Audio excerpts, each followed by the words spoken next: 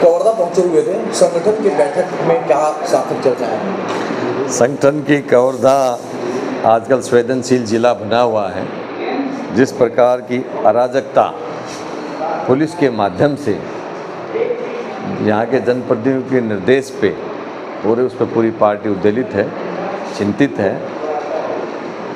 इसके अलावा जिला कांग्रेस कमेटी की विस्तारित बैठक हमने बुलाई कि आगामी समय में पंचायत और नगरीय निकाय के चुनाव होंगे, उसके लिए संगठन को और चुस्त, तंदुरुस्त और सक्रिय करने की आवश्यकता है, क्योंकि चुनौती कवर्धा जिले में ज़्यादा है।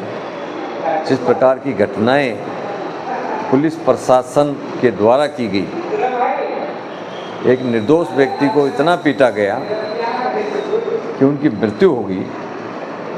पूरी कांग्रेस पार्टी और कांग्रेस के नेता इससे चिंतित हैं कि एक निर्दोष व्यक्ति को इस प्रकार से यदि पुलिस के संरक्षण में काम होता है तो ये लोकतंत्र के लिए, समाज के लिए ठीक उचित नहीं। वर्तमान में भाजपा की सरकार छत्तीसगढ़ में इस तरह लगातार एक के बाद एक घटनाएं हुई हैं, किस तरह से देखते हैं आप देख लो ना, कभी छत्तीसगढ़ में आपने चाकूबाजी की घटनाएं हो, चाहे बलौदा बाजार की घटना हो, चाहे कवर्धा की घटना हो, कभी शासन प्रशासन के निर्देश पे या उनकी पहरेदारी में या उनकी हिरासत में कभी पूर्व में ऐसा हुआ है? शांत प्रदेश है, दूसरे प्रदेश के व्यापारी यहाँ व्यापार करना चाहते थे, बहन बेटियाँ रात को आराम से होटलों में अपनी जिम्मेवारी निभाती थी, होटलों में, रेस्टोरेंटों में काम करती थी। कभी ऐसा लगा आपको? छत्तीसगढ़ जो है, छत्तीसगढ़ पूरा जो राज्य है उसमें कवर्धा जिले की तासीर सबसे अलग समझी जाती है राजनीति को लेकर के। संगठन कितनी मजबूत नजर आती है कवर्धा की आपको? नहीं, संगठन मजबूत है, किंतु कई बार काल समय परिस्थिति के अनुसार जब राजनीति में फैसले हमारे अनुकूल नहीं आते हैं तब हम ये लोग सोचने लग जाते हैं कि संगठन कमज़ोर है।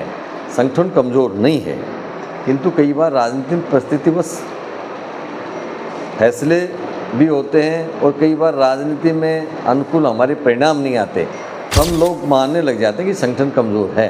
क्योंकि संगठन इतना कमज़ोर नहीं है, हमारे कार्यकर्ता सक्रिय हैं।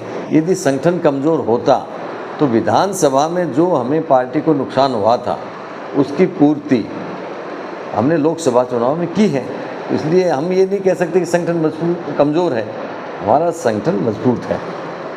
कई मंत्री जो है वर्तमान पूर्व के जो मंत्री रहे हैं कांग्रेस की सरकार में, उनके पर भाजपा की सरकार और केंद्र की तरफ से प्रेशर रहता है कि महादेव बुक के नाम पर या और भी कोल घोटाला के नाम पर, या जैसे देवेंद्र यादव को भी जेल में रखा गया है, किस तरह से लेते हैं इनको? देश की भावना है या राजनीति है या एक्चुअल में इन लोग इन सारे उसमें मामलों में लिप्त हैं?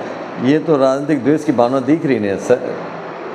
केंद्र की एजेंसियों का दुरुपयोग, एक विधायक को